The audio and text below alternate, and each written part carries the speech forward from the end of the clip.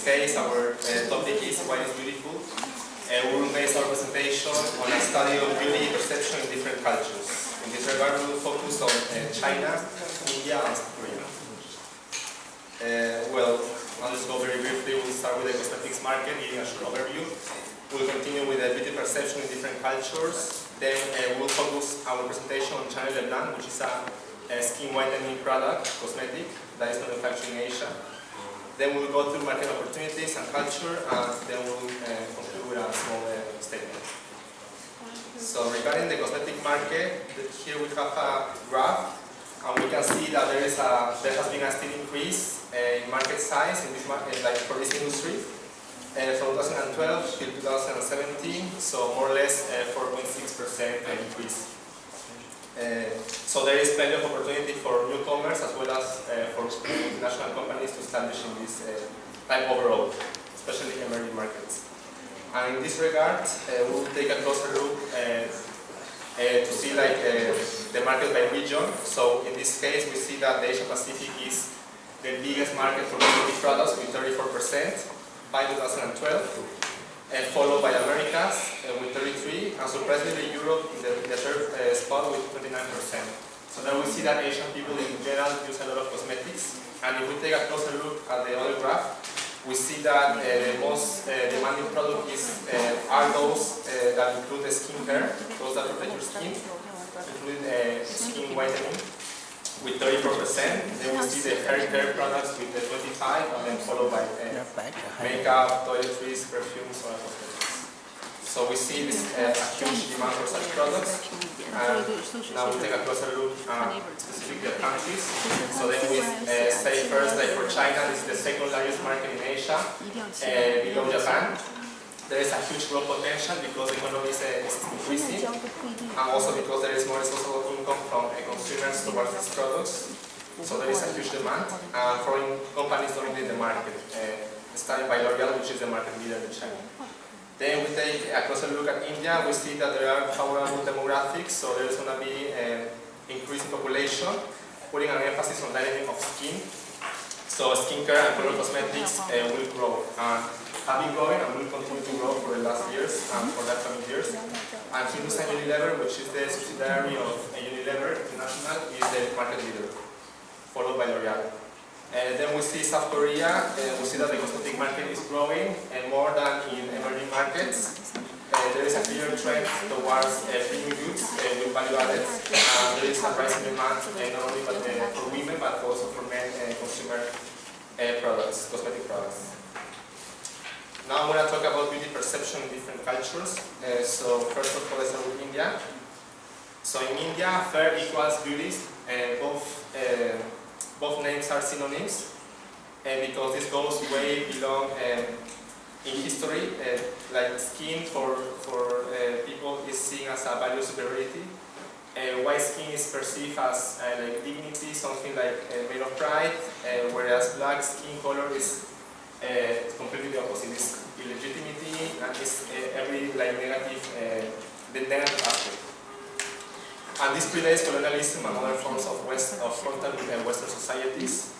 And as we see, there is a prevalence of global beauty appealing of Caucasian models. As we see the pictures, they are not really typical Indian, but like they are more like Western type. So yeah, that's how it's in India. And now finally we'll continue with the differences in China. Thank you, Xavier. Just now, Xavier has introduced for you about the Indians' perception of beauty. Then, how about the Chinese and the Korean standard of beauty? In China, some features of Chinese beauties were changed from time to time in the past several thousands of years. For example, in about 2,000 years ago in China's Han Dynasty, the people think the woman having slim figure was beautiful. While in about 1,200 years ago in Chinese Tang Dynasty, the people's perception on beauty was totally opposite. In Tang Dynasty, the people think the women having plump plump figure was beautiful. However, there's one feature of beauty in China over the past several thousands of years has been kept as no change. That is the white skin. So over the past several thousands of years, in Chinese poems or novels, the description of beauty always sounds like this. She has a perfect skin like snow. So nowadays, the typical feature of beauty includes a slim figure, a white skin, and big eyes. And in Korea, the people's perception on beauty is similar as in China. So the Korean people also thinks the women having, for example, large eyes, small nose, a small mouth, a fair skin, a small face is beautiful. So as you can see in India, China, and Korea, or even in the whole Asia, the people has a very clear preference on the white skin, or in other words, the white skin is considered as a staple of the beauty. That's my part. For the next, our group mate Lin will introduce for you about how the famous cosmetic producer Chanel will cater for the Asians' preference. Thank you.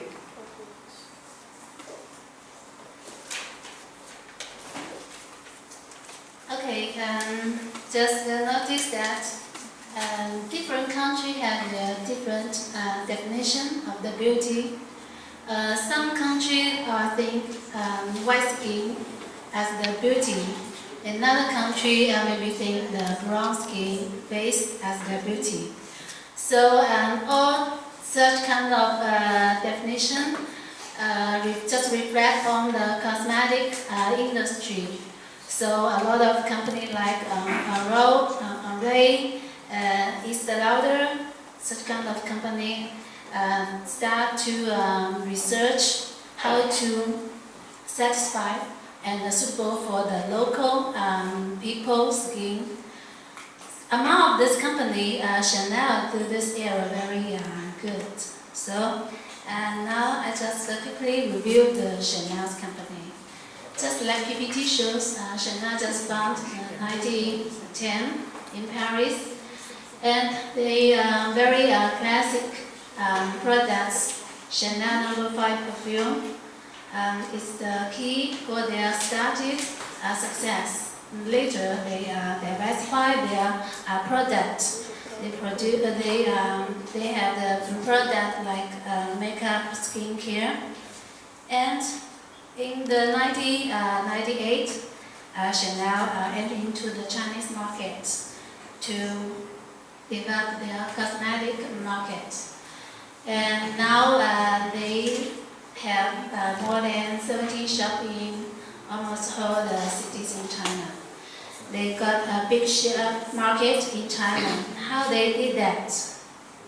Because Chanel has established the research and technology laboratory, and then in 2005 they cooperate with the Chinese college to study the skin.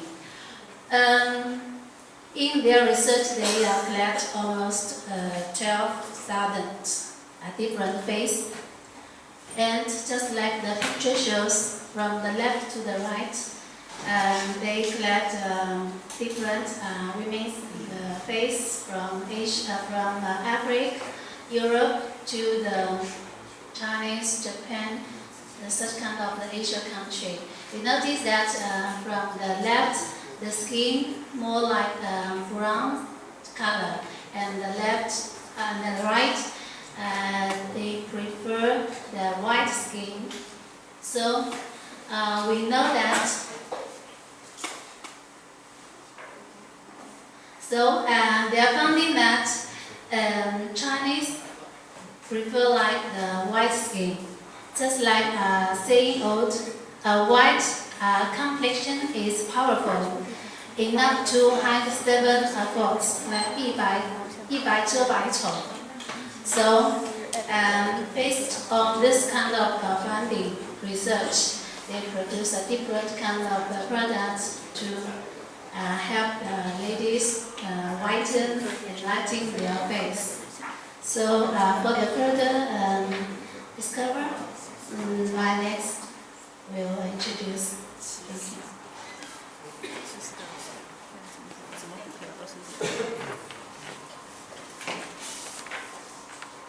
Thank you. Okay, thank you.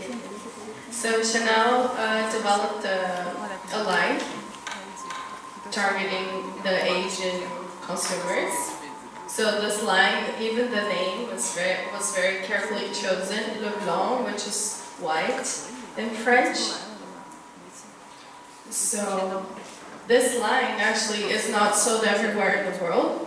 It's sold here in Asia and also in the States because of the Asian community over there. So, and one interesting aspect is that they market this line as a brightening line, like a brightening product, and not a whitening product. So the model they chose for the campaign or for this line is a Hungarian model, so they didn't choose an Asian model. And as you can see on the website, if you go on the official website for this line, you have all these Asian languages and English for Singapore. So you can actually notice that it's really specific for Asians. So, and why Chanel thought this would be a good opportunity for them? Because I know they have all the other products, they have a really large portfolio. Why focus on a new line for skin whitening or skin brightening?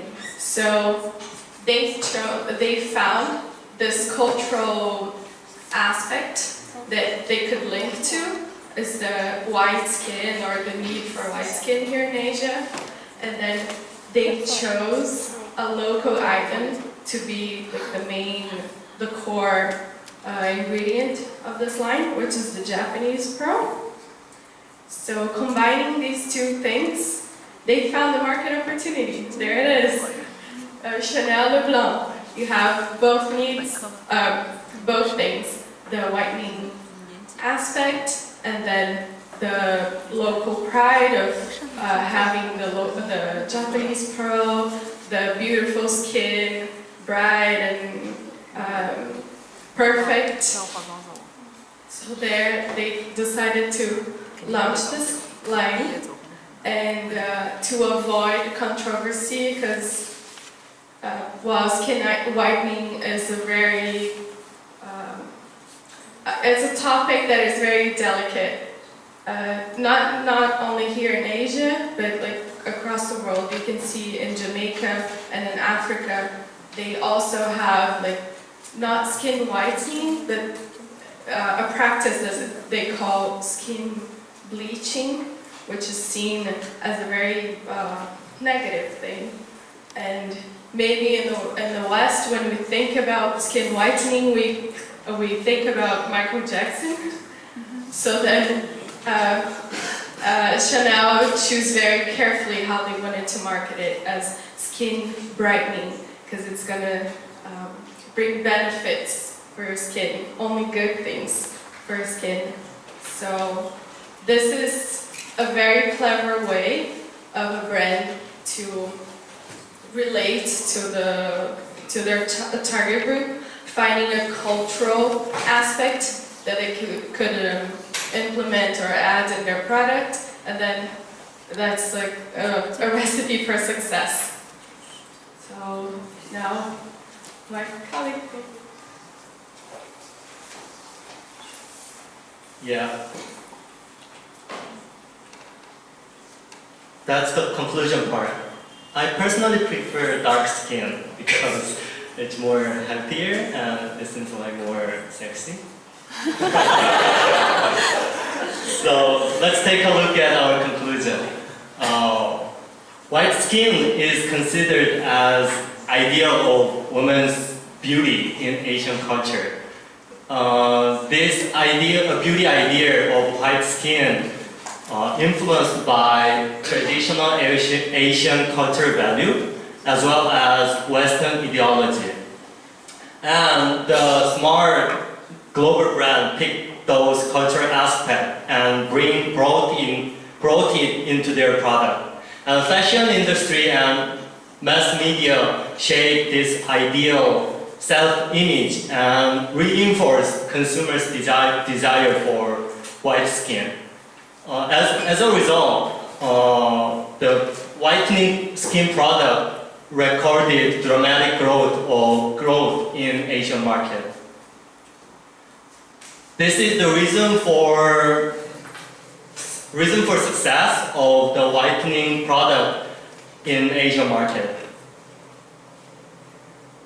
Next, lastly, our team made some suggestions to global beauty brand doing business in Asia. Mainly two parts. First is about product development, and the second is about marketing strategy. First of all of global beauty brands should understand cultural difference on beauty in Asia, which is they are doing well, this part, and continue to develop customized product which can capture and create regional needs. And they also need to add some new technology and natural ingredients in order to enhance product efficacy and emphasize natural beauty instead of artificial beauty. Our second suggestion is about localizing marketing strategy. First, we think those global brands should provide more statistics and survey results as well as government approval certificates in their advertisement in order to provide scientific proof of the efficacy of their product. Second is a lot of studies show that Caucasian model is most often used in global brands advertisement in Asia.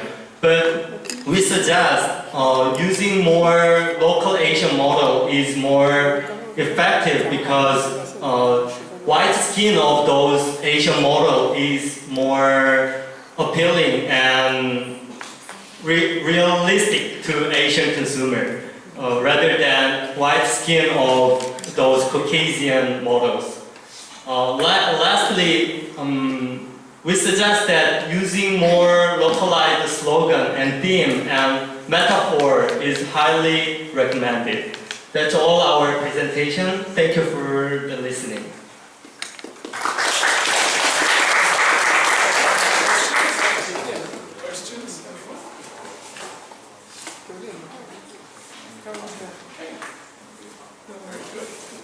Next group. Let's keep it moving so that we can get through.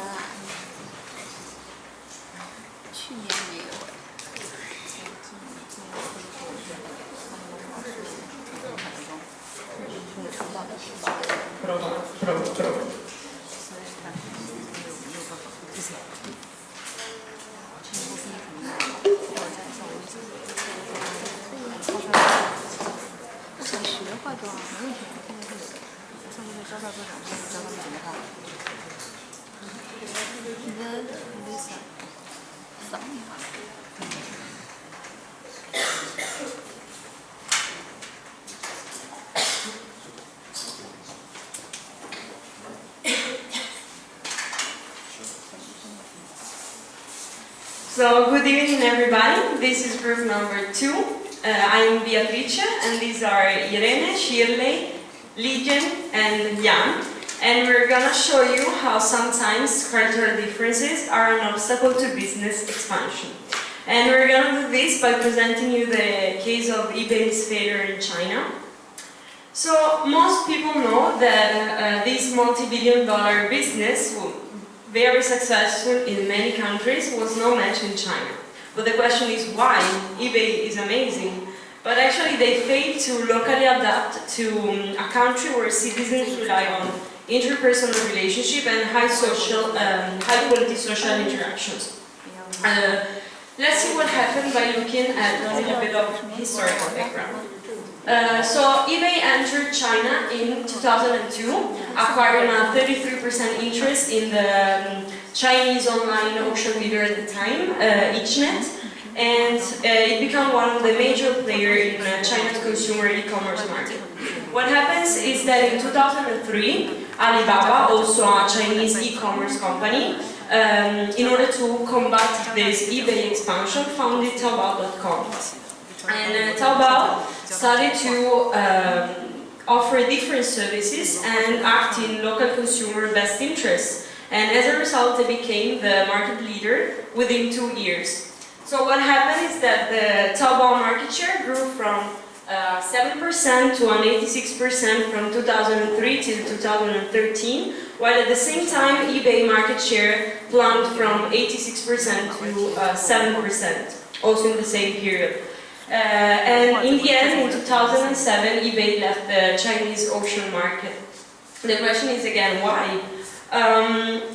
Basically, we started our analysis by taking a step back and analyzing the cultural differences existing also now between the Western and Chinese society. So, first of all, the dominant language is different. Only 0.73% of the Chinese population can speak English. Secondly, while in the US there is a strong tradition, democratic tradition, in China the government intervention is very strong and censorship is at the base of society. Thirdly, in the US, companies have much more flexibilities in terms of making decisions, and they also face high barriers when they enter foreign markets.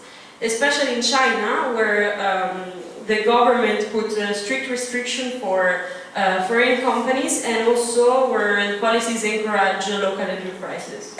Everybody is familiar with the Chinese word guangxi. That means that in China, social relationships are important also in business, and on the contrary, this word doesn't exist in the US. Another difference is that in the US or Western countries, they prefer payments by credit cards, while in China the main method of payment is cash. Why I'm telling you all this? Because all these differences somehow relate to consumer preferences in e-commerce that you can see here listed, but then that we will explain you later in detail. And also these differences are reflected in the different business models that respectively Taobao and eBay have, and now Shirley will explain you this. Okay, thank you. I think business model is a huge title. I can't be finished in 10 minutes, so I just mentioned the 2 points. Okay, we can see at the heart of the e-commerce platform, there is a buyer and a seller. They discover, selected, and transaction with each other. This interaction between them creates a net effect. In two-sided market, more merchandise attract more consumers, and more consumers attract more merchandise. It's very positive, self-reinforce. Well, always we call this platform as the ecosystem. Now let's have a simple comparison between them. Say what's the difference. Now we can see it is eBay. What do you say? Well, blue and logical. Simple style, we can call the US style or the American style. But let's see the Alibaba. It's really an ecosystem. so many participants. Yes, besides the buyer and the seller, there are lots of other participants. They are third-party service provider. Just them add the value to the Ali and let Ali make be the easier for all the participants. We see, our group think Chinese people like it very much, so we can call it the Chinese style. Its differences. If you want to know the more, let's go on. So thank you so far. As you know something about the historical background now and the business model, we wanted to dive a bit deeper now in the daily business. And we did a comparison between, may I introduce the eagle from the US and who's presenting eBay in the Western culture, and the dragon for China in the Eastern culture and for Taobao. So first for the local culture, Jack Ma, the founder of Alibaba, imbued the company with a strong local culture and tried to reflect a deep understanding of Chinese consumer and attitude of informality. So the Taobao management asked their employees to choose a nickname of a famous Kung Fu novel, like these three girls have one. And opposed to this, Uncle Sam was insisting on his culture and did not use specific adaptations. So when you have a look on the website, you will realize that the Chinese are actually preferring noisy busy sites with a lot of links and strong colors, and opposed to this, the Westerners or like sparse, simple sites like eBay or Google. So they also didn't adapt themselves and just still used sparse sites. And we never look at the navigation. That in China you like that you can choose between a man and woman and you have a navigational tab. And in the US or in the Western world we actually have a uniform approach. Then just a bit of background for the trust. As a Westerner, we are using our affect-based trust from the heart for our family and friends, and the cognition-based trust from the head for our business partners, and emotional concerns in daily business are seen as unprofessional actually. So opposed to this, in China or in the Eastern culture, affect and cognition-based trust are highly intertwined. But even in business, it is important that you have an effective bond with your business partner. And it's just normal that you have socio-emotional exchange with your business partners, like giving a present or sharing meals or socializing with the families. So just keeping the issue trust. Have a look at the payment method. Taobao also smart to decide that the sellers have to register themselves using their ID cards and the bank information. And so also implemented Alipay, which is the escrow service, to eliminate the settlement risk. So there was actually no betray. And at eBay there was a lot of consumers who complained that they didn't receive their item, and there was always a lack of trust at eBay. Also for the communication, like Taobao implemented an instant messaging service, and you could handle with the sellers. It was really enjoyed from both sides. You could ask for assistance, you could give feedback. Like this is called 1-1, the instant message service. And opposed to this, at eBay you had a communication problems rate of 20%, and at Taobao it was just 8%. So the fees, actually it was the principle of Jack Ma that it was free of charge, because e-commerce was just new for Chinese consumers, and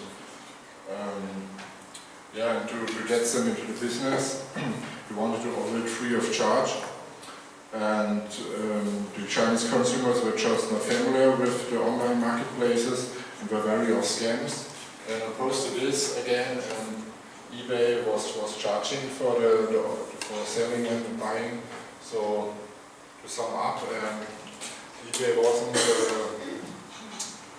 willing to adopt themselves to Chinese culture, and I think my colleague will analyze it further now.